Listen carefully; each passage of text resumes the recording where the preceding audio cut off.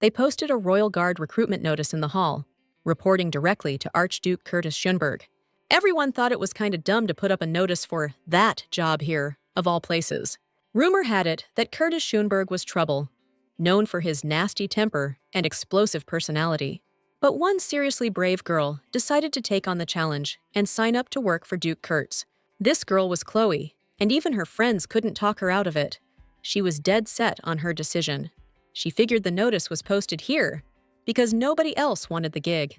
It mentioned a quarterly bonus of 200% upon appointment. And for Chloe, that was enough to keep her family fed for a season. Being dirt poor, this job meant she wouldn't have to starve or freeze for the first few months at least. Wars and risks aside, if she could just stick it out for a year, maybe the Archduke wouldn't be that bad. Nothing scared her or stood in her way, as long as her family was fed and warm.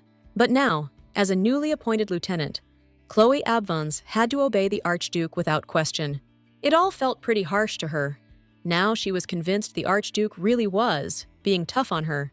Curtis's favorite thing was roll call, and she, like all the other subordinates, was ordered to keep her head down. Nobody lasted 2 months under that totally off-the-wall leader, Curtis. And honestly, being under a total jerk like that, the reason's pretty obvious. Roll call is just what it's called on paper. In reality, it's a disciplinary action. Chloe was having a hard time putting up with this treatment because she'd been working late and was exhausted. Furious, she wrote down how much she hated him, and even the adjutant had to carry out these ridiculous orders. Remembering that Schönberg was still a hero she served, she quickly threw the papers away. The Archduke was a workaholic, always burning the midnight oil, and his aides had to keep up. Fall asleep on his shift, and you're guaranteed a disciplinary action with consequences. Lost in thought about how to ditch these papers, Chloe even considered eating them. The girl pushed thoughts of reprimands aside. They paid her a ton, and she was already 3 months in. There were days she felt like going rogue and settling the score with the Archduke, but she managed to keep it together. Lieutenant Chloe Abvans was in a tough spot, serving under the Archduke. Remembering how Chloe laughed hysterically after joking around with him one day, he decided to make her pay for it. To keep her on her toes, he decided to dock her pay as punishment. Now she really wanted to get even. She was picturing some serious payback, but the Archduke interrupted her fantasies. At his request, she would be assisting him at a diplomatic banquet attended by Duke Glintrant. Chloe wanted to tell the Archduke that she didn't have a suitable dress for the occasion. Luckily, she had her Royal Guard uniform, so she didn't need a dress after all. The banquet was scheduled for 6 in the evening at Archduke Curtis Schönberg's mansion. It was a seriously huge house. A third-rank state official could definitely afford some serious luxury. Chloe arrived right on time, and a nosy butler greeted her at the mansion. He was dying to know why his lordship had been so insistent on having a female adjutant at the banquet. Chloe figured tonight's banquet was basically a husband-hunting ground for his lordship. More specifically, this mansion was supposed to be the meeting place for his lordship and Lady Glintrant. Chloe thought the lady probably had plenty of other decent candidates, but he had a few skeletons in his closet too. The girl didn't know what was being implied, and she wanted to know the Duke's downsides and weaknesses as well. Curtis Schönberg was kept waiting by the young lady, and he was seriously ticked off that he found her at the mansion later than he expected. And on top of that, she was wearing the same clothes he saw her in every day, the same kind of clothes he wore himself. But even if they wore the same clothes, there was a huge difference between them. Chloe felt super awkward and figured she deserved her wallflower nickname. The Archduke noticed the girl wasn't wearing any jewelry at all, and her clothes were all rumpled. After thinking for a sec, he took off his own accessory and offered it to Lieutenant Chloe, wanting to put it on her. He figured it wasn't right for his adjutant to be walking around looking like that, and demanded she at least wear this. She didn't get what was happening or why he was being so nice to her. The hall was dazzling. Lieutenant Abvans was staring intently, and Curtis called her out on it. His Majesty was there to greet Archduke Schönberg and Lieutenant Abvans at the mansion. His Majesty was looking for the Archduke to introduce him to his future bride, Lady Isabella Glintrant. Curtis was taken aback. He hadn't heard a thing about his bride or the wedding plans. Lady Abvans was hearing the bigwigs of Ivani's argue for the first time, and it was making her chest tighten up with stress. But the Archduke dared to tell His Majesty something, even though the king wasn't in the mood to listen. Lieutenant Chloe Abvans was presented to His Highness as Curtis's chosen one. The girl wasn't expecting that kind of twist. Usually, life doesn't go her way. Now she could finally act on her thoughts and bring that lowlife to justice. From that moment on, their shared revenge against each other began, starting with the Archduke suggesting she get a haircut. But losing control in his rage, he was about to take off her whole head, and she barely escaped. As it turned out, Curtis Schenberg was way too uptight about everything around him. The Archduke tracked Chloe down and told her to stay put, because he wasn't finished with his business. And on top of that, after looking over her report, he made her rewrite the whole damn thing, said it was atrocious. Chloe was down with whatever, but right now she wanted to see him grovel and told him to get on his knees. It was the first time he'd ever been humiliated like that, especially by a girl who worked for him. And she looked down at him, realizing her dream had come true. She'd finally brought that scumbag to his knees. The Archduke was trying his hardest to convince the king that they were actually head over heels for each other, and that Chloe Abvans, his love, who he'd recently found, was the one he was going to be with forever. He was saying such crazy stuff, she had to correct him, or things could go south real fast. Chloe kicked the Archduke in the leg, hoping to postpone this ridiculous conversation to a better time. But the Archduke was radiating a killer vibe, and her interruption had absolutely zero effect. He cut her off, grabbed her hand, squeezed it tight, and looked like he was about to drop a major truth bomb. Unscheduled promotion, rewards, a new position, special treatment, perks, plus paid vacation, a chance to renegotiate your annual salary, and all of that could be yours. Chloe really needed to know why he wanted to marry her, specifically, instead of someone more on his level. Turns out, in the Avans Empire, there's this thing called, well, a transaction between the rich and the poor. It's like, if the Archduke marries a commoner, he basically becomes one too. And that means he loses his right to inherit the throne. Those are the rules. To avoid that whole mess, he's got to marry someone from the aristocracy. Too bad for him, nobody meets the Archduke's standards. He just doesn't dig any of them. If the Archduke marries Lady Glintrate, it'll spark some serious good vibes between the two countries. So, a marriage like this should have made His Majesty real happy. And if the Archduke tries to find someone else to avoid the marriage, no one but a commoner would even consider his request. In that case, the Archduke could either flee the country or lose his right to the throne by marrying a commoner. He had to make a choice, and by adding a variable, he chose Chloe Abvans.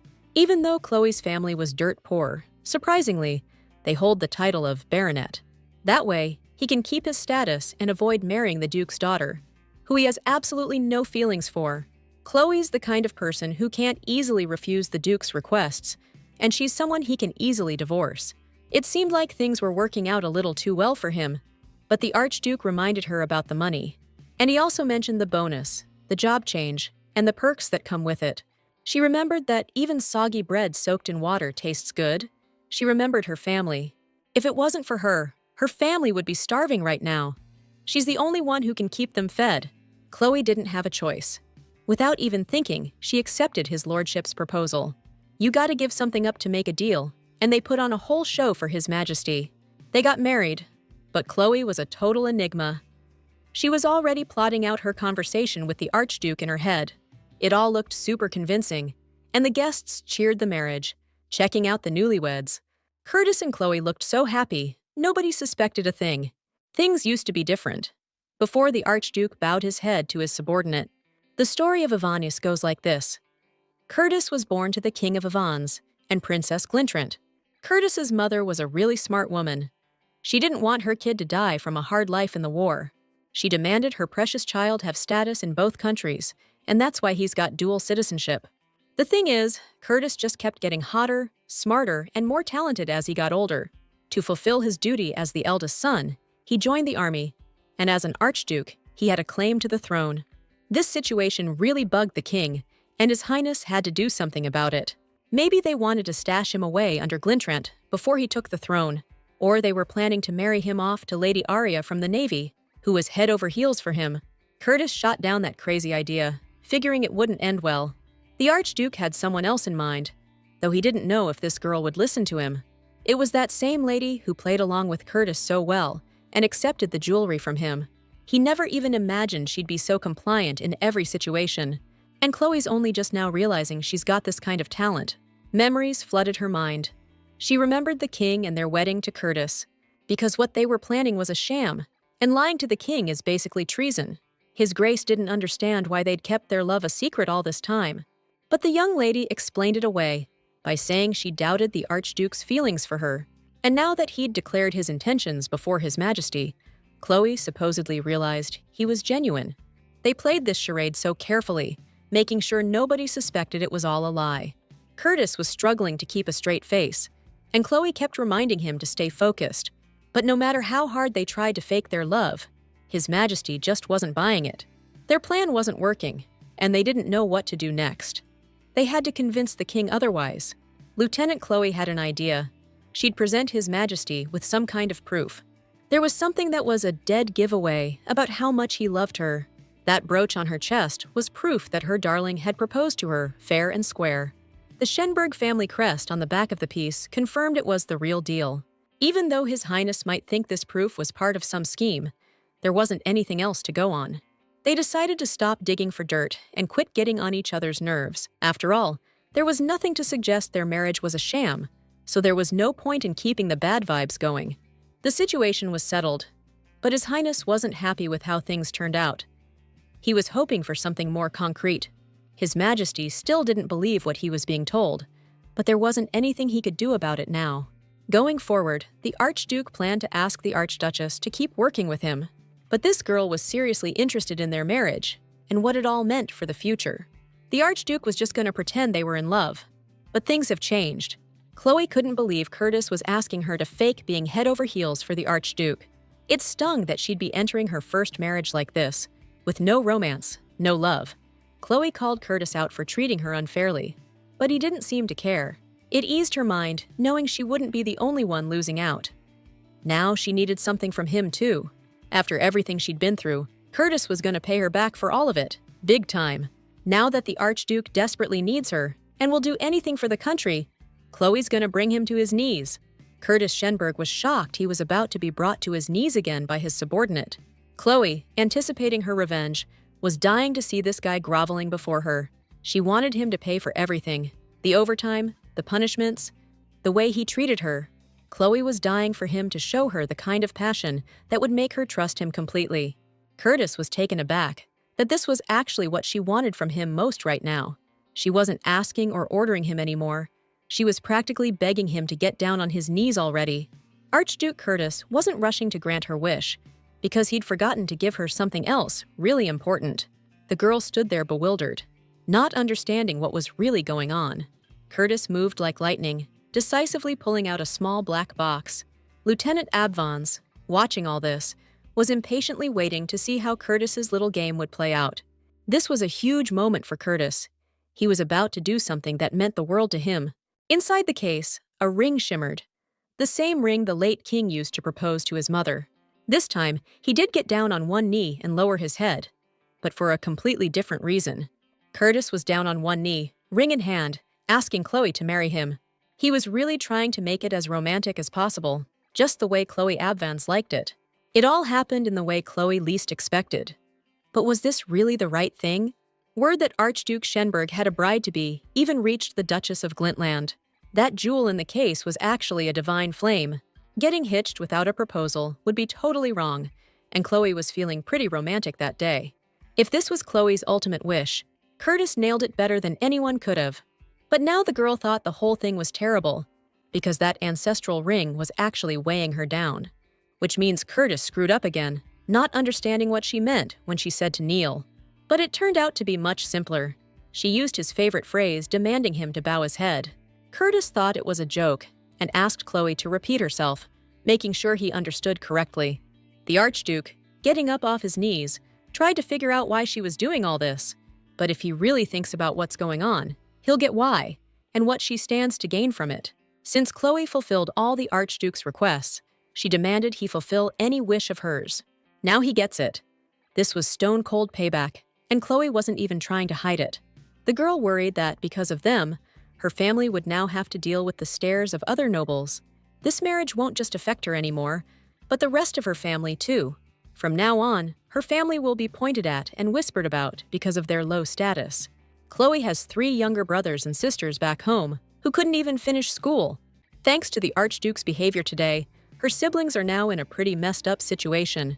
Chloe wouldn't have agreed to this marriage for all the money in the world. But it's a done deal now. Trying to fix things, Curtis Schenberg promised to take care of this whole mess with the nobles. She turned down his offer, but demanded that she be the one calling the shots in this contract. She wanted the Archduke to prove her dominance in every single thing he did. Because if he refuses these terms, he can go enjoy his new life on the shores of Glintrant. She thought maybe she'd been too harsh and said too much.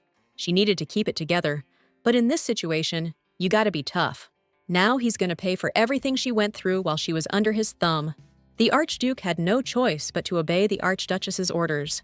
In an instant, Curtis Schenberg found himself face down on the floor in front of Chloe Abvans. Nobody knew how long he'd have to hang upside down. But Chloe, seeing his determination, got scared he might get back at her, and she felt sorry for him. Ketris wasn't planning revenge on the girl he saw as the bride he'd been wanting. They agreed the deal was moving along nicely, and they should keep it up. But the Archduke really didn't want Chloe to become a casualty of this deal. The Archduke asked Chloe one more time, just to be clear, if she, Abvans, would become his wife. He was ready for Chloe, during their marriage, to take everything he had to offer. Chloe couldn't completely own his soul, but he was letting her take the reins for a while. She didn't want to be some temporary owner. He wasn't a dog. But she didn't have a choice. The girl made her choice and would become a temporary owner, as sad as it sounded. The Archduke was beaming, totally stoked that Chloe accepted the ring. After all, his mom's life took a turn for the better after she took this ring way back when. He swore to this girl that it would be a good omen for her too, for sure. Now that ring was sparkling on her finger. She was officially betrothed, and since they were now engaged, according to their customs, they were expected to spend some quality time alone tonight. The Archduchess was freaking out. She had to spend the whole night with this jerk, putting Chloe's worries to rest. The Archduke clarified he wasn't expecting any overtime tonight. All she had to do was tweak the military training schedule for the entire year. Chloe couldn't believe it. He pushed her so hard, the poor thing just broke down in tears. The whole castle was buzzing about Chloe and the Archduke tying the knot. The Archduchess still didn't trust the Archduke's sincerity and secretly drew caricatures during breaks. Chloe's younger sister, Leah, didn't believe her older sister was being genuine about their engagement. Claiming she only did it for the money, Chloe had no choice but to agree with her. Chloe couldn't and wouldn't defend herself, deciding not to argue with her younger sister. Now, Leah didn't even believe that, not understanding who would marry her older sister for money. After playfully ruffling her younger sister's hair for saying such things, they started discussing the wedding day. The wedding was supposed to take place in 7 days, which was faster than Chloe had anticipated. Meanwhile, a report about Chloe Abvans was delivered to the Duchess of Glintland's house.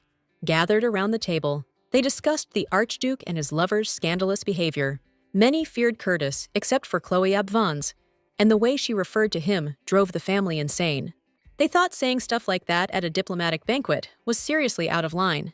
Chloe calling him darling, and Curtis turning down the king's marriage proposal? Total scandal. Even the prince sided with Curtis. For the royal family, that's just not done. The king was floored by how easily the Archduke claimed he didn't give a damn about the country's interests. The Duchess, chatting over tea, figured it would actually benefit their family. Since the people care about what's good for the country, they'll probably stick with His Majesty. They'd never support someone just looking out for number one. Duchess Glintland tried to convince the king that love affairs always crash and burn. After their talk, the Duchess was asked to stay a little longer, and she accepted. The Duchess just couldn't get over the fact that she still hadn't managed to meet Evanes. She needed to see him just once before Chloe and Curtis's wedding. It was super important to her, but she wasn't giving up. She still had hope she'd see him. You know, hope springs eternal. The Duchess started asking about the stuff brought as a dowry. Picking out one of the vases, she ordered it sent over as a wedding gift. Meanwhile, back at Curtis's place, things were still hectic, tying up loose ends, you know? Right now, they were hashing out the details of Chloe's family moving and making sure they'd be comfy in the new place. The Archduchess's family was stoked about the move. Her siblings were pumped, firing off a million questions. Now her family would be safe, but she still had to check off all the boxes to become husband and wife. They started going over the requirements from both sides, and the first condition was read out to Curtis. The first item stated that he was prohibited from overworking during the contract. Chloe was getting stressed because Kurtz kept cutting her off, and this point was crucial for his reputation. Everyone already thinks he's a heartless boss who makes Chloe work overtime constantly. Even if being a boss and a husband are two different things, overtime was still going to be a thing for Chloe. She's going to have to play the part of an archduchess 24/7. And also, she'll have to go to surprise banquets, which is basically more overtime. But the Archduke promised her that when the royal guard duties are in effect, there'd be no overtime, which means the no overtime clause during the contract period was approved. First off, Curtis wanted to know if Chloe would continue serving as his aide after they got married. The girl agreed, because who else would want to be his personal aide? Point number 2 specified a separate fee for the contract and a salary increase. Even though the Archduke was loaded, he flat out refused to give her a raise. I mean, her salary doesn't even come out of his pocket, it's from the public treasury. So he came up with a special solution. Instead, he offered something way more interesting, guaranteeing $10 million a year, which meant a separate $1 million contract salary was a go. All that was left for Chloe Abvans to do was read the last, third clause of the agreement. It stated that Archduke Curtis would always obey Archduchess Chloe Abvans. There was no way the Archduke could agree to that. Maybe he should put her in her place for that kind of nerve. Curtis was getting seriously ticked off, and he felt like he needed to teach her a lesson. But Chloe just wanted to clarify a few things, adding some subclauses, not actually changing anything. The subclause stated that Curtis had to respect Chloe Abvans and consider her his superior. And according to the contract, Chloe gets 3 personal requests. Curtis figured she probably thought he was some genie, granting her every wish. But the girl had thought it all through, because what she's doing is borderline treason. And if His Majesty gets pissed, Chloe's gonna get it, not Archduke Curtis. So Chloe and her family are in way more danger than the Archduke. Now Curtis got it. She was offering 3 chances to act in her own best interest during the contract. Clause 3 said he always had to obey Chloe Abvans, and that was approved too. Now it was time to check out His Highness Curtis Schenberg's demands. The first clause said she had to do her best to fulfill her duty, and it was approved. In clause number 2, Chloe had to accept the fake relationship and not interfere. That's when the girl started thinking, could Curtis actually be seeing someone? I mean, they never agreed to stay in this fake relationship forever, so it shouldn't be a surprise. Chloe Abvans just couldn't believe the Archduke was even capable of having a relationship at all. It said that during the contract, Chloe wouldn't develop any personal interest in Ketris. But since they're supposed to be married, they'll have to put on a show, even for the servants. And to keep things simple, they'll have to share a bed. Now Chloe's got a new kind of interest she didn't have before, a mischievous kind of interest, which means clause 3, the one about personal feelings, has been crossed out and replaced. They decided that in bed, Chloe would tie up her hair and wear long clothes. And with that, the real contract was finalized, and they could start their life together. Everything they agreed on had to stay secret, especially from Agatha's little sister. Obviously, his little sister couldn't know anything about this sham. I mean, Agatha's so head over heels for that punk. She'd be with him forever, even without getting a payout like Chloe. They trusted Noel and asked him to cook up a fake contract to send to the royal family. All that's left is the dowry. But what kind of dowry can a warrior living on a salary even have? Archduke Curtis Schenberg threw out a number, 80 million. The dowry offered by Duchess Glintrant was also 80 million. They gotta compete with this family. That's just how these deals go down. Now Chloe's gonna have to work off an 80 million contract. She didn't know if she could live up to that kind of money, but the contract was drawn up anyway. And that's when they got to the main event of the wedding, her first wedding dress. Trying it on, Chloe was seriously bummed out by how uncomfortable it was. Despite the discomfort, the wedding dress, like a flower, was the centerpiece of the whole shebang. But the dress was too small, and there was absolutely no way to get a replacement. See, his lordship's mother wore this dress, and it was Curtis's way of showing Chloe his affection. No matter what she tried, she just couldn't get the dress on. Chloe was starting to freak out. That's when Curtis stepped in. He had a little more muscle, and he tightened the dress's ribbons with ease. They were so close at that moment that she could even feel his breath on her. He was trying to cinch the dress as tight as possible, and wouldn't you know it, the ribbons ripped, and the girl took a spill. The fall hurt like hell, and for a second, she even thought Curtis was gonna jump her. The wedding was 3 days away, and there was no way they could get a new dress made in time, no matter how hard they tried. Chloe Abbins had an idea she didn't tell anyone about, deciding to keep it a surprise. Finally, the wonderful morning of the radiant wedding ceremony that everyone had been waiting for arrived. The day was beautiful, just like the groom himself. The sun was shining and birds were chirping. Everyone was waiting for the beautiful leading lady of this wonderful wedding, but she didn't look like she should. Chloe looked tired, but she had to memorize so much for these sacred vows. Prince Frederick, Curtis's nephew, graced them with his presence at the wedding. Prince Frederick wondered why the lady was marrying the Archduke in particular. He thought, maybe she's being pressured. And without any hesitation, he asked her to give him a sign if something was up. Frederick was approaching them to remind Curtis about the prayer he needed to attend. So now Chloe's stuck one-on-one with another big shot. And with the uncle gone, Frederick decided to get to the bottom of why she married the Archduke. The kid was testing her patience, but she still had to say they were head over heels for each other. But as it turned out, after the chaos at the banquet, her uncle went straight to see the kid. Curtis walked into the church, handed a paper to the pastor, and asked if he could, use their services. But the pastor was sweating bullets that this wedding would get him blacklisted from the kingdom. The Archduke promised that this was the last time he'd need the church's help with anything. Meanwhile, the conversation between the kid and Chloe Abbins kept going. And when he asked why she actually married the Archduke, she wanted to spill the beans. But she said that she saw him in the paper, learned about all his heroic deeds, and applied to be his aide. She lucked out landing this gig right away, and supposedly fell head over heels for the Archduke at first sight. Chloe might have laid it on a little thick with the story of how they met. But hey, she got a compliment out of it. A compliment saying that, all things considered, she actually fits the Archduchess role. Just then, the Archduke came back, and the young prince said his goodbyes and left. Everyone was on pins and needles waiting for the ceremony, gossiping about why the wedding was so rushed. And to top it off, the stunning Lady Glintrand arrived for the celebration. She was so gorgeous, she'd win even if she wasn't wearing a fancy dress or makeup.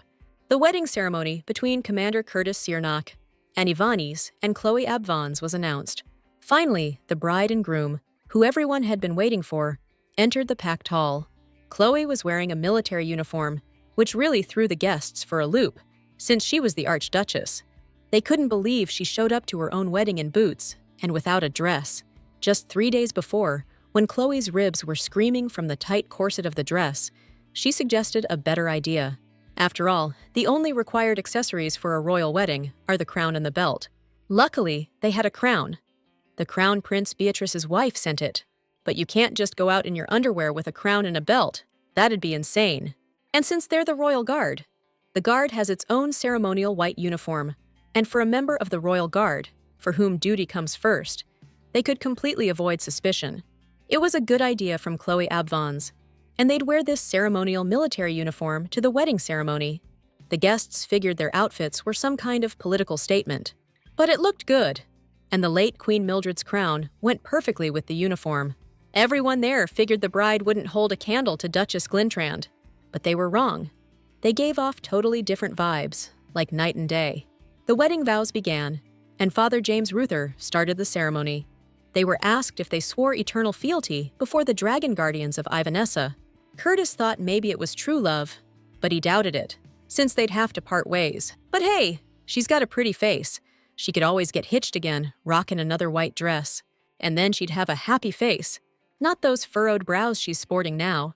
Still lost in his daydreams, Curtis was thinking her husband wouldn't be him. And for some reason, that bugged him. But there was so much to get through before that day even came. The bride was asked if she swore to be with her husband until the end of her days. And she said, "I do." So the big question was, did the groom have a sacred vow offering? Turns out our groom did. It was this gorgeous, shimmering piece of jewelry. Leaning in so close to Chloe, his lips almost touching hers, he fastened this beautiful necklace around her neck. The necklace was on, and even with the uniform, it looked amazing. But that wasn't all. Curtis had something else for his bride. He pulled out a silk-lined box. Inside was a ring called Divine Flame. The crowd gasped. It was the late Queen Mildred's ring. This ring was given to Chloe Abbins as a sign of love and sincerity. Looks like the Archduke was really laying it all on the line, giving her that ring. It was weird how people were reacting. This is pretty standard wedding stuff, right? Normally, he'd give it to Chloe Schenberg, but now he was giving it to Chloe Abvons. Basically, it's got nothing to do with the marriage and belongs to Chloe personally now. The girl didn't get why she needed it, but Curtis told her to keep it down and just take it for now. He explained that it was a gift to make up for his past actions. Now, they needed to seal the vows with a kiss, which was to be expected. It is a wedding. It all felt like a dream for both Chloe and Curtis, since they had to follow the pastor's instructions, not their hearts. The wedding ceremony was calm and peaceful, with the guests mingling throughout the palace. Lady Glintrand also showed up, relying entirely on her assets. Rumor had it this marriage was rushed because His Majesty was pushing for it. But the proof of their love was the kiss, which everyone in the hall witnessed. Those two are so sickeningly perfect, they skipped the reception and bolted right after the ceremony. My guess is the newlyweds ran off to get busy. But the truth is, they ran to brush their teeth, because nobody warned them about the mandatory kissing. They brushed in a hurry, talking about that kiss that totally grossed Chloe out. It wasn't just a peck, but Curtis couldn't help it, or people would start whispering about a fake romance. And since that's how things played out, Chloe demanded her well-deserved compensation for the trouble. He promised she'd get whatever she wanted after the divorce, but for now, they had business to handle. This was her first day as Archduchess, so that meant work for the servants too. Opening the window, Curtis showed Chloe Abvans all of her subordinates at her disposal. There were so many of them that the girl felt burdened and almost wanted to back out. You could bet your ass 80% of those people were spies working for His Majesty. One of the servants was a real class act, an older head butler named Philip Deltante. All those countless Schenberg family servants were under Philip's thumb. He was planning to run the royal palace staff, but that all changed after talking to the king. Once he found out he'd be the head butler in the Archduke's territory, he started taking orders from the king, and at the king's request, he was reporting on Curtis's every move, looking for weaknesses and spilling the tea. That's how he ended up in their family. And of course, before that, he saw how much of a workaholic the Archduke was. The butler thought Curtis should be out there living it up, the way he should. But now things are changing, because Curtis now has an Archduchess, a girl from a poor family, and the Navy. Philip figured she was just dreaming of a marriage like this to climb the social ladder. He was planning to watch every single move of that stuck-up Archduke, or so he thought. Philip waited for the archducal couple to appear, so he could greet them personally. He figured a girl who dreamed of a successful marriage and actually pulled it off was bound to screw up somehow. Seeing Chloe as a thorn in His Majesty's side, he mocked her every little mistake. Chloe knew she couldn't afford to make a single misstep in front of these countless servants, but she slipped on the slick floor, which was exactly what the butler was waiting for. Philip told her to be more careful, and then greeted His Majesty. The butler laid it on thick, saying the palace was blooming anew because of Chloe's arrival. But to himself, looking at the girl, he thought the Archduke must have seriously low standards. After introductions, Chloe replied that she didn't know her way around yet, and would need the butler's help. It was weird how the butler, being in His Majesty's service, ended up working for Schönberg. But supposedly, on His Majesty's orders, the butler started serving His Highness Schönberg. And if he was just a butler, Chloe wondered why he acted like he was higher up the food chain. Chloe's opinion of the butler took a nosedive after he kept trying to get under her skin. Now it was Chloe's turn to laugh at the butler and bust his chops every chance she got. Philip then started trying everything he could to distract the Archduchess and kept apologizing to her. He kept trying to smooth things over with compliments, but she wasn't buying what he was selling anymore. The butler was really going all out to try and catch Chloe slipping up on her manners. But she wasn't born yesterday, and realized his insults were just textbook etiquette backhanded compliments. Philip Deltante was making excuses, insisting he was devoted to Milady with all his heart. He was choosing his words carefully, like he was searching for help but couldn't find it. Even the servants were getting worried. Philip thought he could mess with her, but it totally backfired. Chloe's wit was just too sharp. So, after apologizing for crossing the line, he decided to back down. Chloe was annoyed, but she didn't want to fire the butler. She just demanded a proper apology. Like, to make up for ruining her mood, maybe he should plant his face on the floor. Philip Deltante was totally thrown. He was being humiliated in front of all the other servants. Chloe jokingly threatened him, saying she used to be in the Navy and might accidentally shoot him. He was ordered to stand face down on the floor for 3 hours as punishment, and everyone left him there alone. Now the humiliated Philip was stuck with his misery, head on the floor, and couldn't do a thing about it. Chloe and Curtis went to lunch, enjoying sweet wine and fancy snacks, and were totally happy. From the window, they watched the butler finally get what he deserved for being such a creep. Chloe was stoked. All her stress just melted away. Next on the agenda, figuring out the sleeping arrangements for the night. Dinner was done, and they were shown to the bath, because tonight was their wedding night.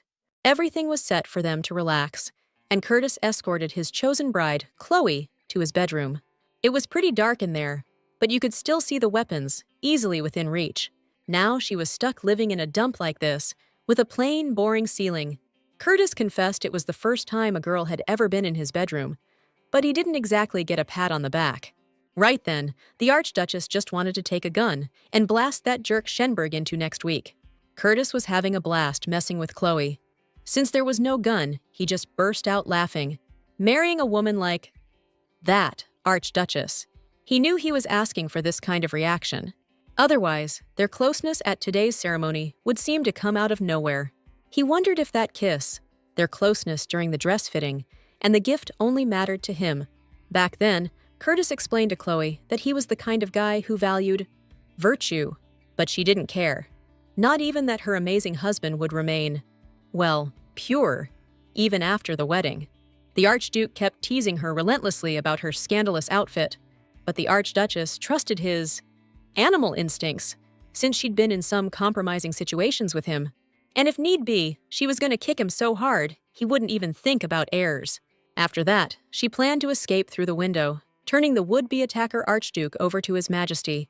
The Archduke was getting tired of Chloe's dumb jokes, because something like that would never happen. And with that, the jokes died down, and the girl decided to chill and catch some Z's. But Curtis had other ideas for her.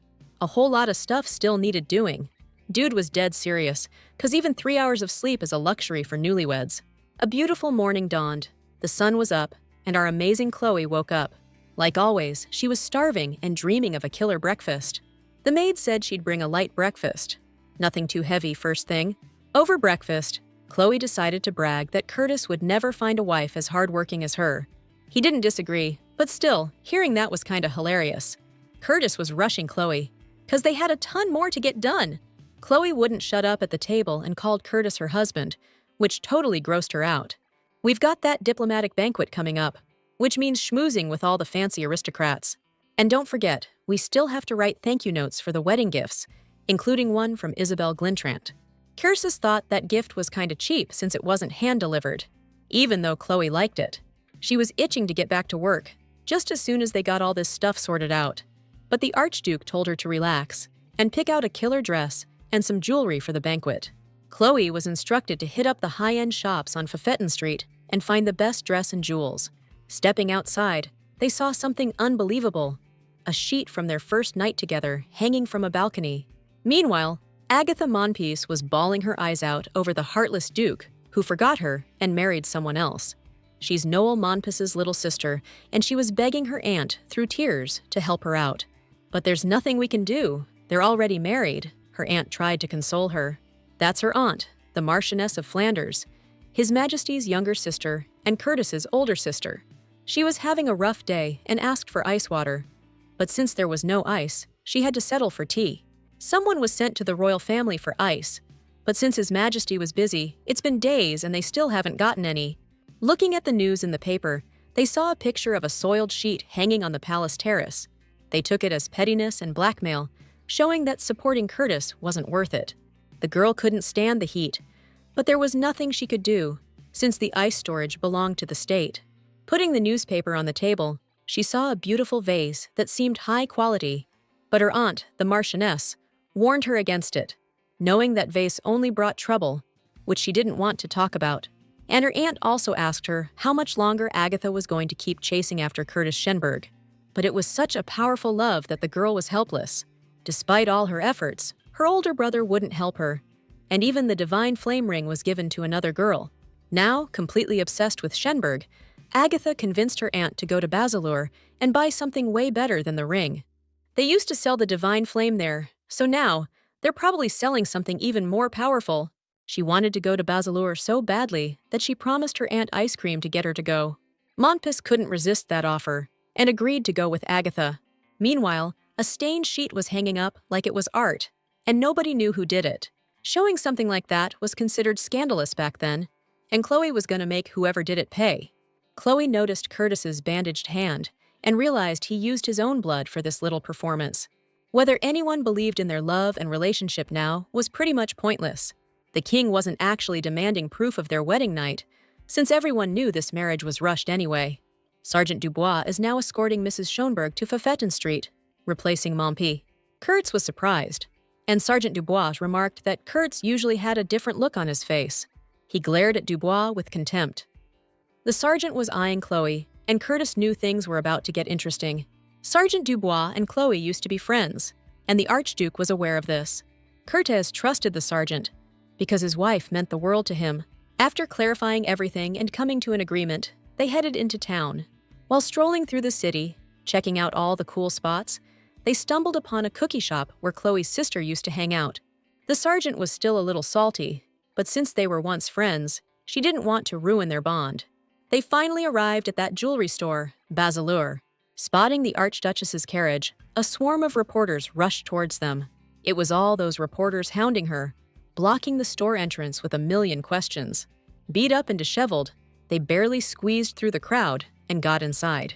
There to greet them was the sixth heiress of the jewelry store, a girl named Basilur. As a greeting, the heiress Basilur wanted to kiss the girl's hand, but to protect her ladyship, Sergeant Dubois wouldn't allow it. Actually, Basilur just wanted to get another glimpse of that divine flame. Her father found that stone, and it sat unsold for ages because it was so small. But after careful cutting, it blossomed and sold, and she was glad to see it shining on Chloe's hand again. Offering to take them up to the second floor, they were greeted by her younger sister, Camille. Her sister did handcrafting on the third floor of this very building. And there they were, in the main showroom, the pride of Basilur.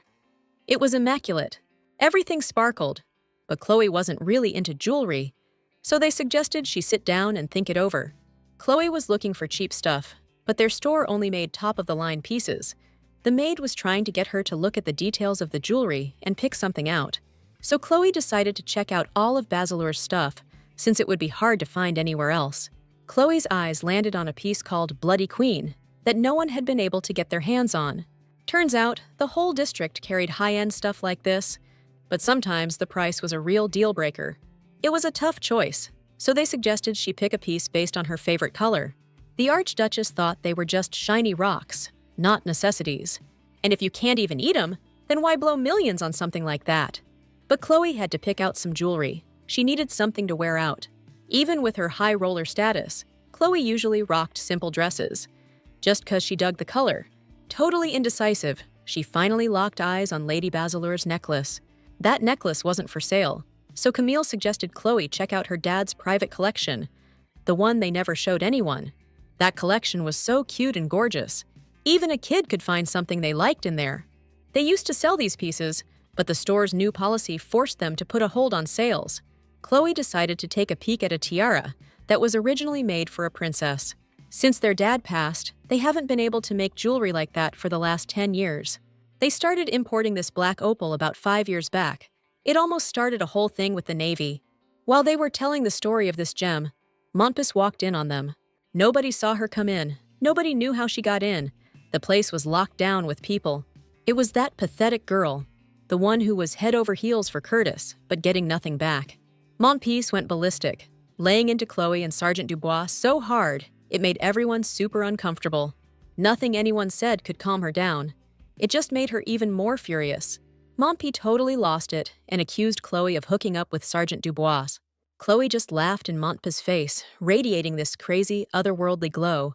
She was trying to figure out how old this young lady was, guessing she couldn't be more than 20. Chloe knew Montpus was mad at her, but she really didn't want any drama. This wild girl kept trash-talking the Archduchess, claiming she was stepping out on her husband right after the wedding night. Chloe was clueless who she was talking about, and looking around, the only possibility was the sergeant. Turns out, that claim actually had some backup from the Montpus side. About 2 months back, when Irza Dubois was throwing one back, There was some talk about the sergeant's grown-up life. He was tired of hearing the marriage nagging ever since he came of age and just wanted to live free. The sergeant's buddies were ribbing him, saying he was taking way too long to find a wife and would never find one at all. That's when one of his friends pitched him an idea that he happily jumped on while he was a little tipsy. The idea was to tell his family a little white lie and say Chloe Abvins was his future wife. They figured if his family heard the sergeant was planning to get hitched, they'd finally lay off his back. Chloe was down with the idea, and as a thank you, the friends asked Ursa to pour the girl 100 shots. After that, things got so wild that Ursa's place was turned upside down. As a reward, Chloe got dozens of boxes of top-shelf cookies, and they were delicious. Chloe said it was all a drunken prank, but Ursa still bought into the whole charade. What high society lady would go along with something so crazy just for some cookies? That's what the Archduchess was thinking. Monpis couldn't believe she dated that lieutenant for 2 months, then stabbed him in the back by marrying Curtis. She wondered if the master knew that Chloe was running around with her friend. Luckily, the Archduchess couldn't care less what that girl thought of her personal life. She pointed out to Monpis that she was just a junior sergeant, while Chloe was a lieutenant, so basically her boss. I mean, the young lady was just the daughter of Count Monpis, while Chloe was Archduchess Schenberg, which meant the Archduchess's status was way higher than the daughter of some count. But then, for some reason, the girl burst into tears, and Chloe figured it was because of her big, unrequited love for the Archduke. And no matter how hard Monpis tried to hide it, Chloe was totally right. While they were busy figuring out who was more important and who should bail from Basileir first, Marie walked up. This woman was at the very top of Curtis's list of respected aristocrats. Her name was Marchioness Flandria, and she was the king's younger sister. No wonder Agatha Montpeace was barking so fearlessly, Chloe thought. The Marchioness apologized to Camille for barging in uninvited, even though they already had a meeting with other clients. She didn't need to apologize to Camille, since she was an old friend who hadn't visited Basileir in ages.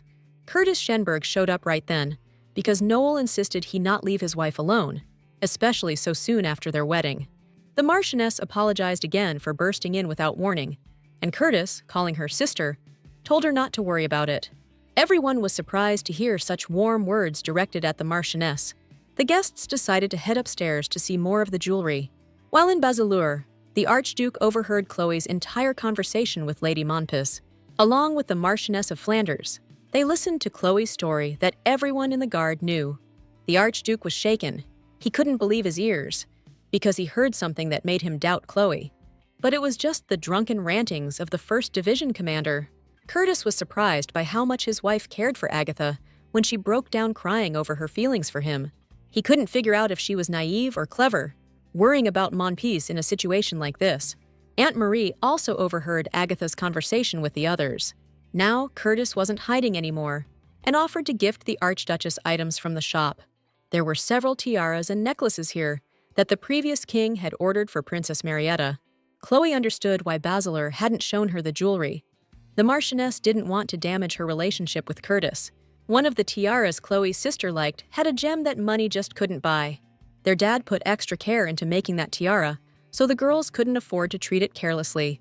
Cutting through all the small talk, Curtis decided to formally introduce them to his wife, Chloe Ree David Schenberg. His sister, still fanning herself, was thinking that maybe fate itself brought them together. Lady Monpis couldn't believe the news, hoping that Curtis would say it was all just a big misunderstanding. But unfortunately for her, it turned out to be the cold, hard truth. Agatha was yelling and demanding to know why he dumped her and married another woman. But Curtis Schenberg saw that her behavior hadn't improved, and she was still as reckless as ever. He'd once wanted to make her his Archduchess, but seeing her thoughtless actions, he changed his mind. He explained he didn't ditch her to marry someone else, and her social standing had nothing to do with his feelings for her. Monpis said she joined the Royal Guard because she was so damn in love with him. When he found out, he was pissed. He never would have let her do that. Agatha burst into tears, and Auntie was even more bummed, saying we'd have to postpone the ice cream until next time.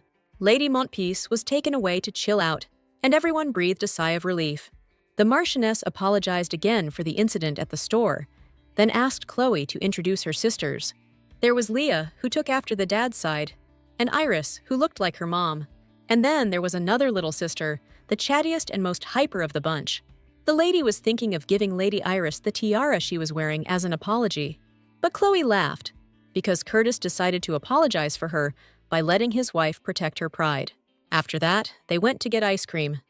Everything was great, and Erza escorted her sisters. They're supposed to meet up at Eleanor's soon, and Curtis has to bring his wife, at the Marchioness's request. That's what Chloe gathered from the Marchioness's words, since she did save Curtis's skin today. Chloe's never been to Eleanor's before, seeing as it's a well-known salon run by female officers. Now she not only has to attend this gathering of high society ladies, but she's got to organize it too. Lady Chloe Abvans was chowing down on that ice cream like there was no tomorrow, and even wanted to take some to go, packed in ice. But it was gonna cost a little more than Curtis was expecting, and Chloe got flustered. Not knowing how high-class aristocrats do things, she stood up and got close to her husband to see if taking it to go was even allowed. He said no way, so she decided to send it to Marchioness Flanders instead.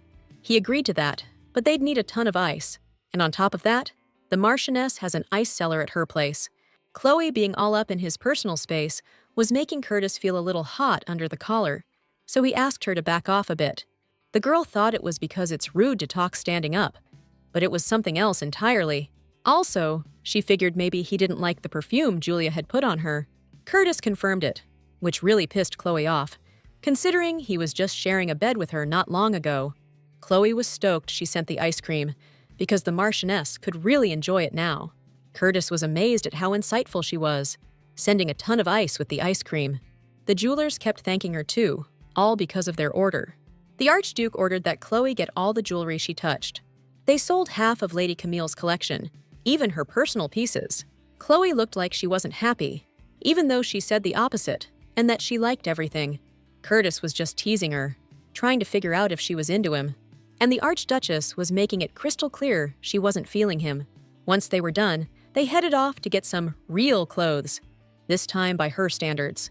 This time, she was going to show Archduke Curtis Schenberg what true extravagance looked like. For footwear, she wanted boots that were actually comfortable, and she picked pigskin for the lining. She passed on the wide-brimmed hat, opting for a short visor and simple embellishments instead. After ordering everything exactly how she wanted, Chloe looked a lot less withdrawn and lost than she had at the jeweler's. She often ordered clothes for Leah and Iris, but unlike them, she usually just wore her military uniform. Chloe explained that because of their family's hard times, Iris had been turned down by a lot of schools, so she needed to at least dress decently so she wouldn't catch so much flack. And that's when Curtis decided to suggest Chloe hire a private tutor. Chloe shot back that, usually, the relatives of a lady who's married don't live in her new place, though with a 40 grand salary, she could feed them, clothe them, put shoes on their feet, raise them, and still drop a decent amount to doll them up. Seeing the beautiful fabric in Chloe's hands, the Archduke decided to buy it for her too, figuring it really suited her.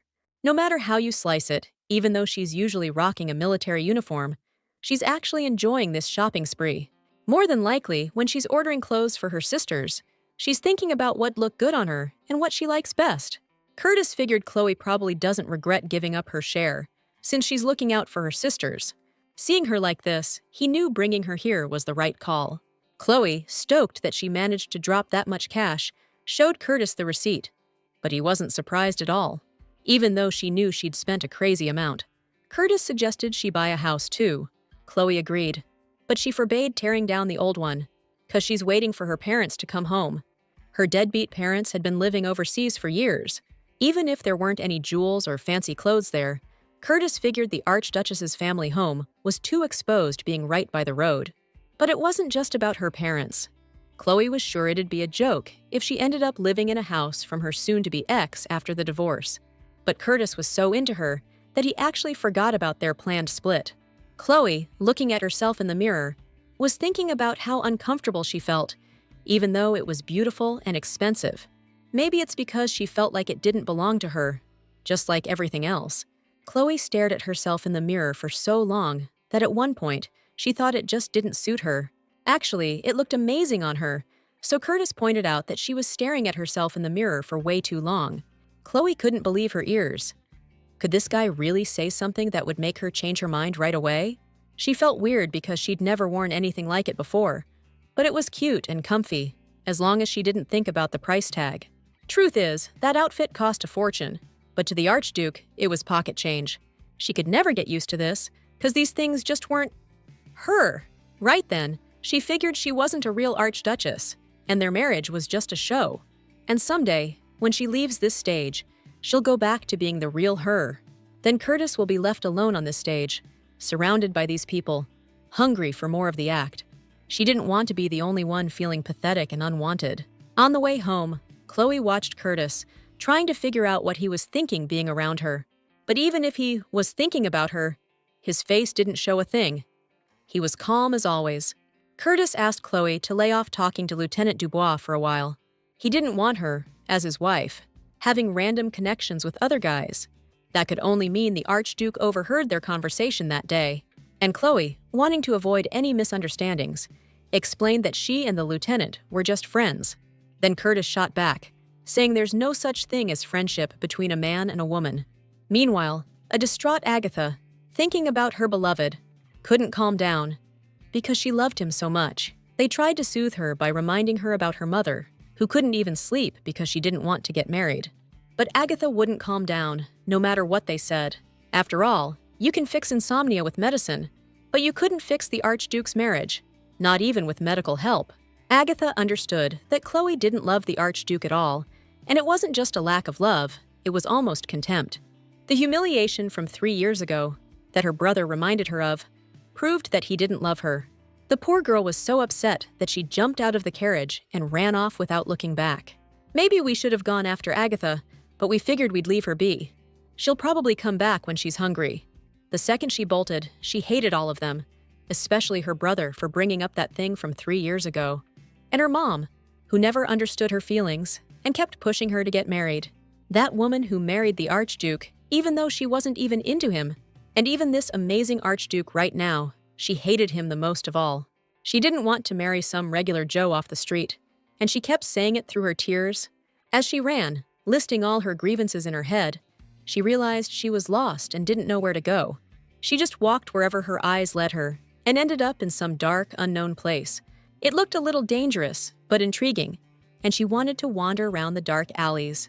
In one of the alleys, she overheard 2 bums talking, making a deal involving some kind of substance.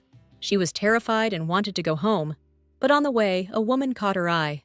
Squinting through the darkness, she noticed the woman's clothes looked noble. It was Isabel Glintrand. Why she was in such a dump was anyone's guess, and Agatha wondered if maybe she was a spy. Agatha figured her own messed-up feelings were more important than any of this, and remembering Curtiz, she hurried home. Meanwhile, back at the castle, Chloe Shenberg was living the quiet life, without a care in the world. She didn't know how long it would last, so she was just soaking it all in. But things weren't peaceful for long after the honeymoon, and everything was about to change. Everywhere you turned, people were whispering that their marriage was probably just for show. Work started up again, and they had a scheduled meeting with Admiral Victor. The meeting was happening because Victor was supposed to deliver a message from His Majesty. General Shenberg's wedding stirred up a hornet's nest in the Guard. The knights split into 3 main camps. Some felt bad for Chloe. Others figured she was genuinely smitten, even if her brains were the size of a pea. And the last group? They thought Chloe was just trying to climb the social ladder by aiming for the Archduchess title. Rumor had it her family situation was a mess, and that she had no shame, power being the only thing she cared about. But there were still those who believed Chloe was just trying to get ahead, and their opinion was the most common. Everyone shut their traps when squad leader Dubois walked in. He'd overheard a lot and wanted to know what they were jawing about. The knights, saying it was just a joke, were hoping for some leniency, but the Guard leader was floored that the Royal Guard was cracking jokes that insulted the Archduchess, a member of the royal family. He threatened to tell the commander of the 3rd Squad all about their hilarious sense of humor. Even though they apologized, they were warned that next time, their life in the Guard wouldn't be so fun anymore. Everyone and their mother was trying to get the dirt on Chloe and Curtis's relationship. The insults were flying, nasty jokes coming from every direction. Dubois was still racking his brain about why Chloe got married, and why she was in uniform instead of a killer dress, and whether it was right to broadcast their bedroom business to the whole damn world. It was almost unbelievable she picked that guy and got 0 respect from him. There's been plenty of times when women get hitched to a real piece of work, tricked into it.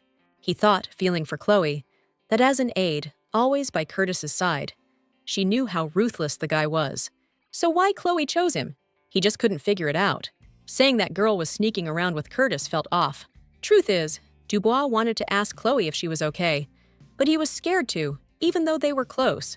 He wanted her to open up about her past relationships, but he also felt like he was being pushed away, and he couldn't tell if it was real. Chloe was just so distant. That's why he was acting awkward and reserved. And now he was regretting it, especially since even when Agatha blew Chloe off, he couldn't do anything about it. When that guy, Curtis, showed up like some kind of knight in shining armor, Dubois felt like he was being kicked to the curb, like he was suddenly irrelevant. Sarah came over because she had a personal problem she wanted to talk about, but they immediately sat her down at the table. It was about her mother. She wanted to invite Her Grace to a meeting. It shouldn't be that hard, but Her Grace the Archduchess turns down all invitations. So, Admiral Victor was supposed to deliver His Majesty's message. They need to throw a housewarming party. It needs to be a really fancy housewarming party, with all the high-ranking nobles and the entire royal family. And Archduchess Chloe Shenberg has to organize it, since she's part of the royal family now too. This marked the 28th anniversary of the duchy's diplomatic ties with Glintrand. But since the engagement between Glintrand and Schönberg had fallen apart, the banquet had to go smoothly. Chloe suggested more seasoned royals than herself, but one was down with a killer cold. And the other, the Marchioness of Flanders, was tied up with another assignment from His Majesty. There was no point arguing about it. In short, Victor told them to get their act together, no excuses. And they promised they would, but that wasn't his point. Victor wanted to remind them that he was the one who introduced them and brought Officer Berg into the Navy. Telling them to watch their step, the Admiral pointed out they were acting like they couldn't stand each other. If they were going to play this game, they needed to sell it, not make it so obvious they were keeping their distance. Even if His Majesty's a bit clueless, he'd see right through it, so they better start acting like they like each other. It was a beautiful, sunny day, but for Chloe and Curtis, it started off a little differently. First off, Curtis suggested to his wife that they hold hands to throw off suspicion from the guards. But the Archduchess really didn't want to do that, and since she had no choice, she had to agree. Spotting them, people around them whispered about their great love. Because it looked believable, now they were following Admiral Victor's advice and always walked holding hands, even if they really didn't want to. They didn't keep their distance anymore, because they hadn't realized before that it made their love look fake. On top of all that, Kurtz had this look on his face that needed fixing ASAP, or rumors of a falling out would start flying. Also, the Admiral mentioned a potential shakeup. His Majesty wanted to remove Chloe from her position as adjutant, but that wasn't gonna fly. His Majesty used all his power and tricks to try and make it happen, but in the end, he totally failed.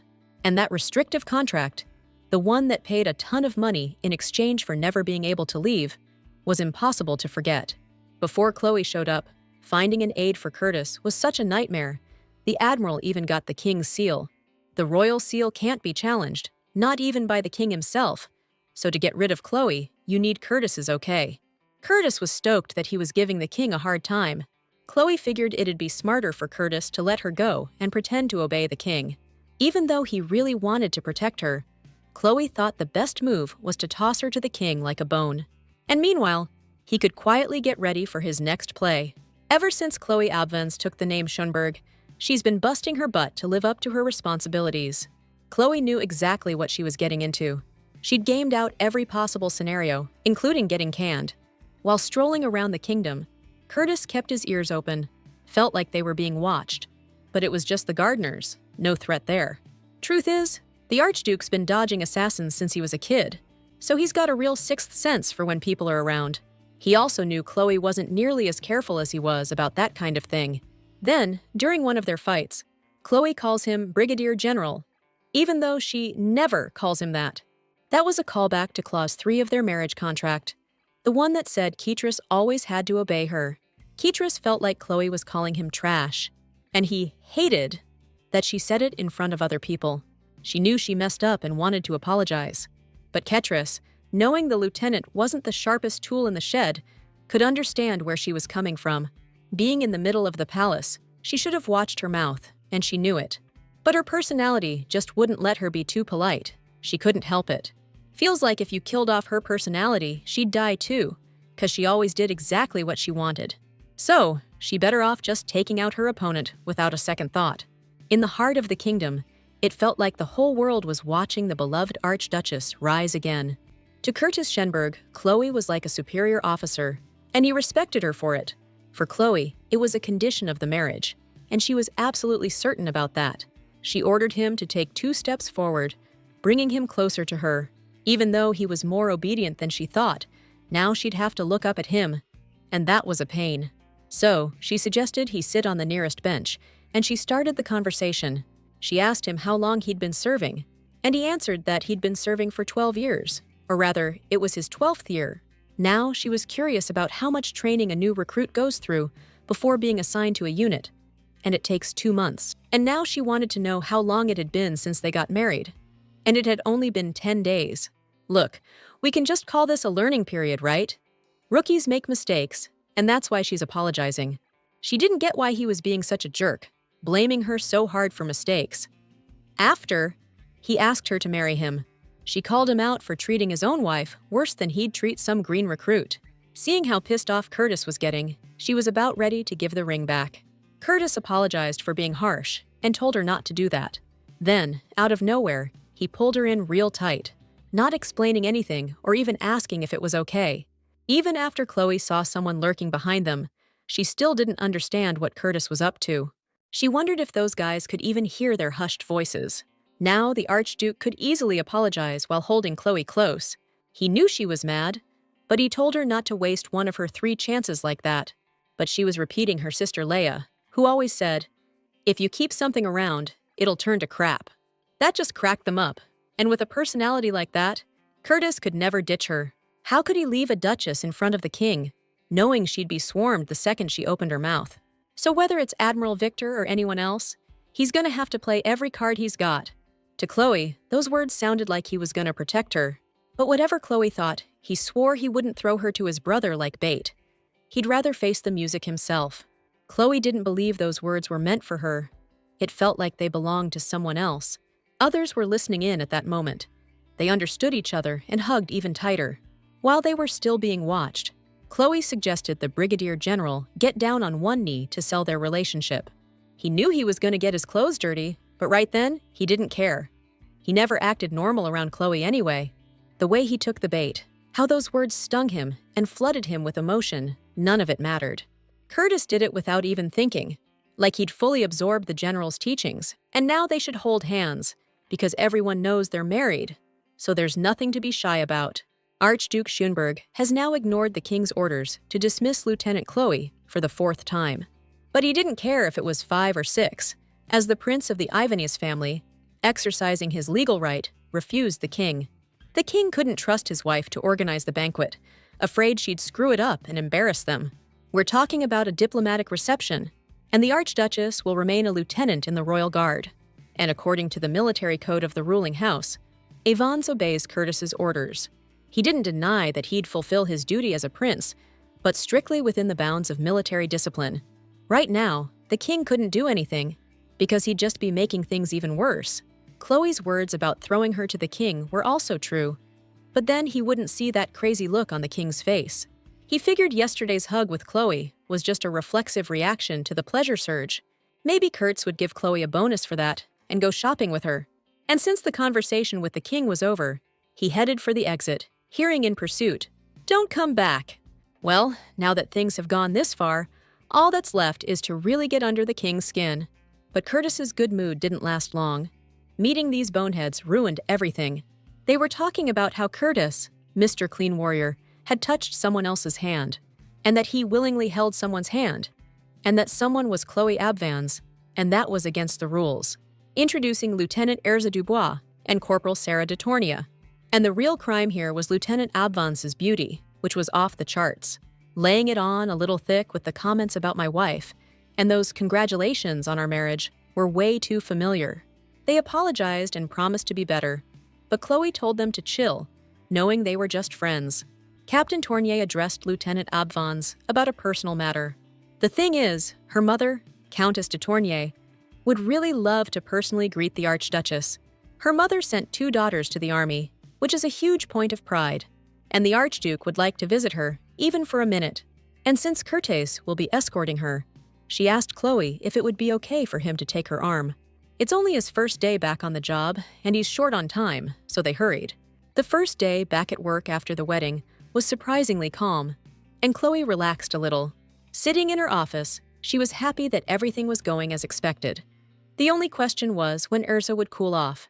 But her relaxed focus was interrupted by an uninvited guest. Their conversation kicked off with her saying the Archduchess's office looked totally inappropriate. It was Madame Bring, an aide the king himself picked, thinking she'd be a good influence and keep an eye on Chloe. She absolutely hated that a royal's workspace looked so unprofessional. She explained she was there on the king's orders, regarding the big reception everyone was prepping for. She claimed that since Chloe hadn't lost her title, getting help from the royal family was, shall we say, complicated. Madame Bring immediately started barking orders in the Archduke's office and got called out on it right away. That piece of work, trying to justify herself, saw nothing wrong with suggesting the newlyweds take a load off. Chloe offered her the ladies' chamber, but she thought it was too cramped and not suitable for older women. The Archduchess understood why she had to stick her neck out for this royal busybody, play nice, and be agreeable. Because apparently, suggesting they sit on the bed was just beyond the pale for Madame Bring. So Chloe offered to let her help standing up, but even that seemed to Madame worse than treating her like a servant. Chloe thought she was dealing with someone with some backbone, but turns out Bring's just a gossiping old hag. Bring also couldn't wrap her head around why the girl and the Archduke were turning down the king's favor. Madame was yapping so much and about everything, Chloe just tuned her out and got to work.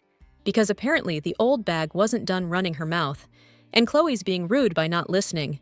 Bring figured she was only being so nice to the girl because of the king. Chloe's family only got their title recently, so she's never had to plan or even attend events like this. So she had to ask Bring how these things usually go. Madame Bring took the question as a joke, but even the wedding reception after the engagement was a first for Chloe. Bring called Chloe's admission a disgrace, since the girl was third in the court hierarchy. Chloe didn't see it as a disgrace, but Madame explained that high status comes with high expectations. After all, a ruler's gotta know everything, and not knowing stuff is a major embarrassment. That's why she's asking all these questions now, since His Majesty sent Madame to help her and meet the king's expectations. From now on, Madame's gotta turn Chloe into a real ruler, even if it's gonna be ridiculously hard. As an aide, Chloe learned one thing. Big shots don't have to get bogged down in every little detail themselves. They're important and irreplaceable people, and they only deal with important and irreplaceable stuff. Simply put, the small stuff can be passed down to the little guys, like Chloe used to be. Preparing the royal banquet is definitely important, and Chloe Le David Berg should rightfully lead it. But the catch is, taking on everything from start to finish is no longer appropriate for someone of such high standing. Bottom line, details like learning how to organize banquets are now Madame Bring's responsibility. Training started, and first things first, gotta nail down the party's purpose and who absolutely has to be there. The party's celebrating 28 years of diplomatic ties with Glintrand. The guest list includes the Glintrand delegation and anyone connected to that country. From our local bigwigs, we're talking Countess Annelle and her husband, Baron LeBlanc, Viscount Fleur and his wife, the Rihanna family, and Baron Wars. We gotta send out handwritten invites to these specific VIPs on the list. The invites need to have touching words about the 28-year anniversary, and it's gotta be all handwritten. This is gonna be tough, because the only handwriting she's mastered is that official palace script. If some other official writes it in that font for her, no one will even notice. And she's gotta memorize all these nobles' faces. She learned all their names before the wedding, anyway. Now Chloe needs to learn how to greet these foreign aristocrats properly. First off, keep your back straight. Don't bend at the spine or lower back. Left leg stays back, only bend your right knee. Chloe was super impressed. Madame Bring was a total pro at bowing. Chloe received the record of all the banquets from the last 20 years. After thanking Lieutenant Noel, Chloe was convinced he wrote the whole thing out by hand. She was so blown away, she thought he was practically an angel. Actually, the Archduke was saying that he was planning to go to the royal archives himself. State affairs aren't some kid's game. They're important events, so of course they gotta be documented. Chloe didn't get why Curtis was bringing this up, since she was sure Lieutenant Noel had copied it all. Then the Archduke told her to stop fawning over it and start memorizing at least one letter from it. And Chloe shot back that he was just being picky, and that he could learn a thing or two from the lieutenant who copied the whole thing by hand. And also, Noel doesn't force anyone to work overtime, and she ran off to try and learn something, anything. While the Archduchess was busy practicing her curtsies, Bring decided to ask a question that was super important to her. She wanted to know if the way she'd been treated was genuine praise and humility. The girl decided to stop messing around and answer honestly, and her answer was no. Then the madam tried to explain that she was just sincerely trying to help, which was true, because if she'd wanted to brown-nose the king, she could have fed her false info and made her look like a total fool. But she has a sense of responsibility. She really lives up to her reputation. She's someone who knows what dignity and etiquette are, and that the help she's giving and will give is legit. That's why Chloe apologized to the older lady who was just trying to do her job honestly. Chloe respected His Majesty because she was also a subject of Ivanus, but Bring didn't understand what she was getting at. She was about to say that Bring was here specifically to mold her ignorant self into a worthy ruler. The dance lessons continued, and for a beginner, she was actually doing pretty well. Chloe was on duty and short on time, but Madame couldn't let Avance be put in an awkward spot. They almost got into it, and since things were heating up, the girl blamed everything on the Archduke and told him to take it up with him, not her. But His Grace, Curtis, was trying his best to avoid any kind of scandal at that moment. Madame explained that yesterday afternoon, he personally took the protocol for the welcoming ceremony from the royal archives. It was clear that the lieutenant hadn't prepared these records at all, and Noel's appearance on the Duke's orders was proof.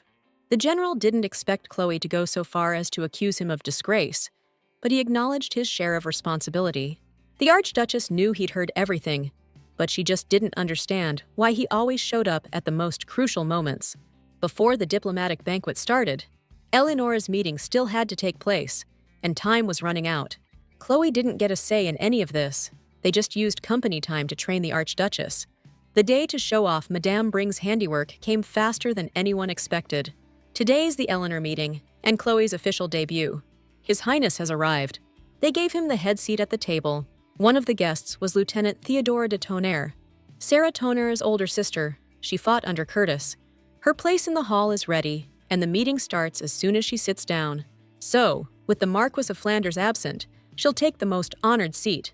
And off in the distance was the Archduchess's old Navy buddy and best friend, Laura Legaultier-Cloix. It's been ages. She asked Chloe if she remembered her, and was stoked that her bestie hadn't forgotten her.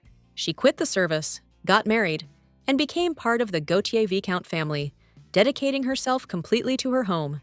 But her husband thought staying home was bad for her, and suggested she check out their gathering.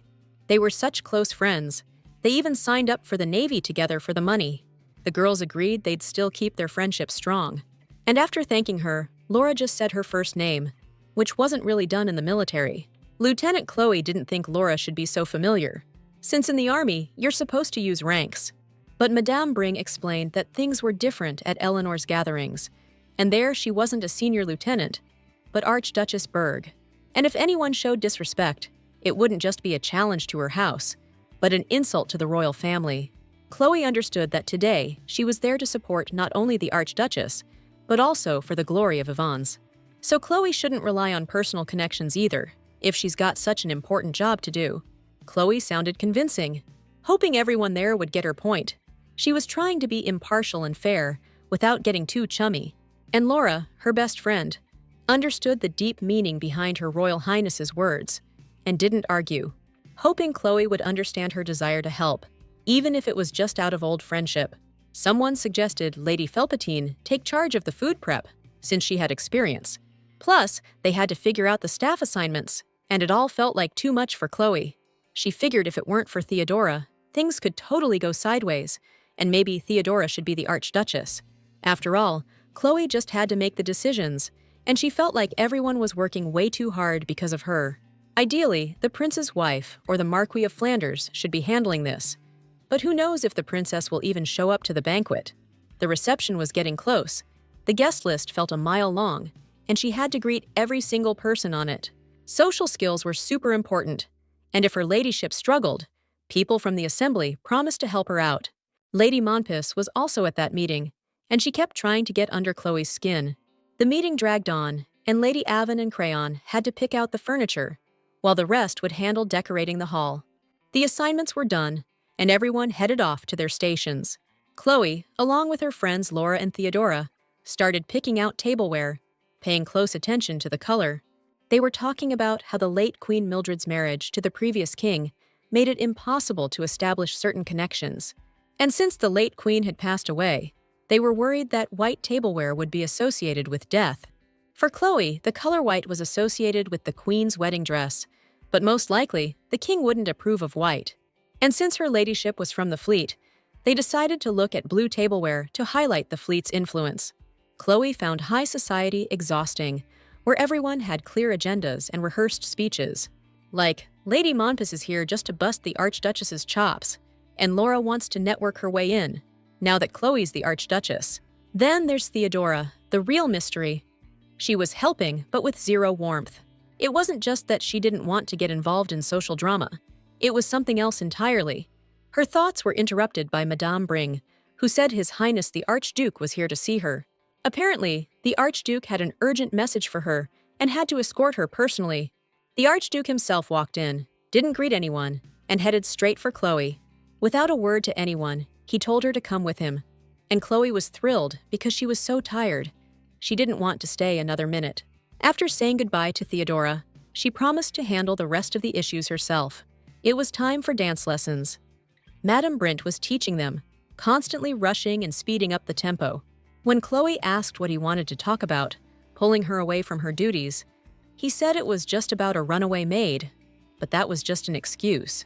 During their dance lessons, they had plenty of time to discuss the misunderstandings that had cropped up during their service, and also all the times they were jealous of each other, even though they tried to hide it. The Archduke, holding Chloe close in the dance, asked if she got jealous of him, and she said she didn't. But knowing better, he asked her not to be jealous, at least not of Officer Tournier, because he realized that trying to woo two women in the guard was a bit much, even for him. Chloe was thinking that if she wasn't serving, or if Sarah or Theodora retired, and the Archduke asked what she was thinking about, and Chloe replied that the runaway maid had been treated badly. When he was on his own, he went through dozens of aides, and with that kind of treatment, things were bound to blow up eventually. The madam didn't let them talk for long and constantly drove them, never giving them a break. This dance was so fast, Chloe was tripping all over this ridiculously huge dress. She was chewing out Curtez for making her wear it, saying he could just look at the maids in their dresses if he wanted to. They couldn't let their guard down. Madame Bring was still throwing curveballs left and right. But Chloe found time to chat, and this time, she was curious about what the Archduke and Tournier were talking about the other day. The dance went on, and so did their conversations, like about how Madame Dubois was feeling under the weather, and how her son's a total idiot for letting his woman get snatched, leaving him all alone. The Archduke asked her if anyone had ever deceived her, and told her to really think about it and answer honestly. Curtis was asking out of jealousy because every time he saw that guy, and the way he looked at Chloe, it drove him nuts. He even wondered if there was more to that whole deal with the boxes of sweets than met the eye. Even if Chloe was innocent, who knows what that other guy was really thinking? And she shot back that if she had any brains, she wouldn't have married him in the first place, and he should be grateful she's such an idiot. Curtez was blown away by every word the Archduchess said. It was like a masterpiece, and whoever picked her was a total genius. Preparations in the hall were in full swing. The girls were finishing setting the table. Laura, knowing that Thornier belonged to the 8th Army Regiment, wondered why she wasn't in Siltier. It turned out that she was only temporarily assigned to that regiment, having received orders to guard a VIP. As she arranged the dishes, Lieutenant Thornier really disliked the blue plates. She thought they looked too clunky, and since soldiers are supposed to be resourceful, Laura suggested swapping them out for dishes of a different color. The girls were tired and decided to take a break, sharing their amazing stories with each other. Lady Montpes interrupted their chat, deeming it inappropriate and an insult to His Highness Berg's name. But nobody was trying to insult his name. Lady Montpes, as usual, totally misunderstood. She never thought Montpes would defend the Archduchess's interests so fiercely. The lady herself didn't understand why she was defending the woman who'd stolen the Archduke right out from under her. But the Archduchess had once taken pity on Montpeace, feeling for her tears, and that still weighed on her conscience. Montpeace said that if Laura was part of Eleanor's circle, she should set a good example for the sake of the crown. Theodora cut into the conversation, forbidding them from talking about people who weren't there. The break was over, and they went back to work, all of them exhausted and wishing the reception would end already. The Archduchess still had a ceremony to get through, but first they had to wait for the Marquis of Flanders. Lieutenant Tournier, sitting in her office, wrote in her journal that the weather was clear outside, but her heart was heavy. She'd been in charge of protecting Duchess Glintrand for 2 weeks now. Suddenly, someone burst into the office with the news that Duchess Glintrand had vanished again. But she wasn't some hired killer, just a regular aristocrat. And the lieutenant couldn't figure out where she got skills like that. Now she's slipping past security like a ghost. But before, she'd get lost in the garden and use it as an excuse to ditch. The day before yesterday, she was looking for the restroom and just fell behind, then vanished completely.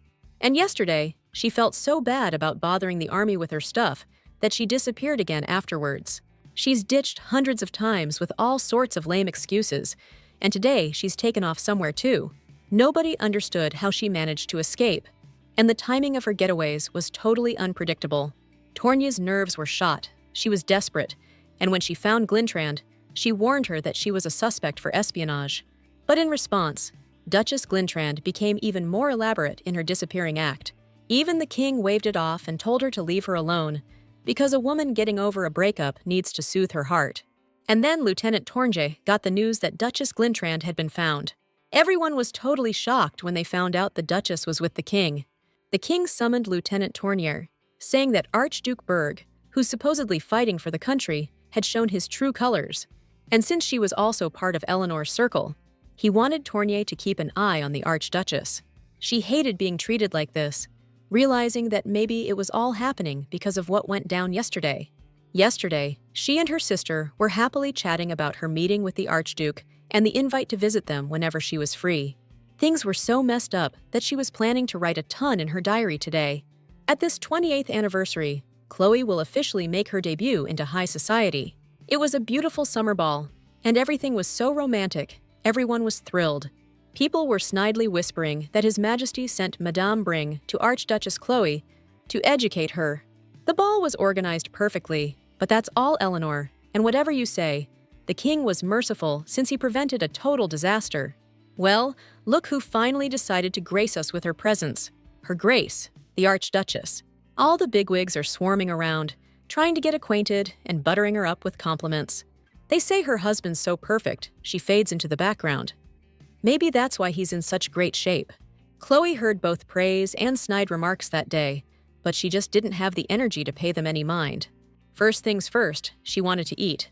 And even if she was just a temporary archduchess, she was going to enjoy the perks while they lasted. She was so hungry that she got way too into taste testing the food. Chloe didn't appreciate the Archduke's sarcasm. I mean, last time she checked, eating wasn't against the rules for archduchesses. And while everyone was pretending to listen to her, she seized the moment to share her thoughts with Curtis. She told him how she'd hoped for a slightly less hectic life after getting married.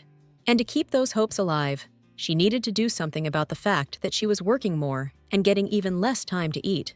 Hearing that, everyone present called them a comedy act. And then Chloe addressed the guests, telling them how Curtis had been making her life difficult, even though rumors about it had been circulating for a while and even leaked to the press. Even though the Royal Guard was famous for its strictness, it had at least one upside. They fed you well and regularly. But now that she was an archduchess, she didn't even have time to eat, and that was just too much for her. She admitted that if it hadn't been for the ladies of the Eleanor Assembly, she would have been in real trouble.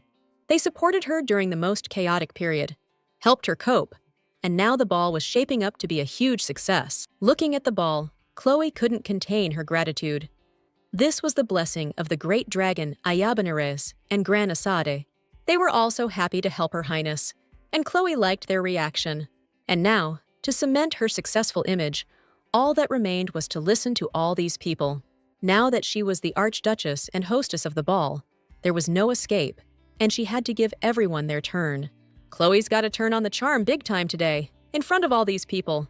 His Grace Count Oren was pleased to meet her. Chloe knew him. He oversaw the southern mines, and this social chit-chat felt like it was dragging on forever. Curtis was worried about his wife and offered to bring her some fruit, even though Chloe thought he'd recently been giving her grief about overeating. The kingdom was a total madhouse, and the endless chatter between the Archduke and Chloe just wouldn't stop. Exhausted and starving, Chloe didn't turn down anything.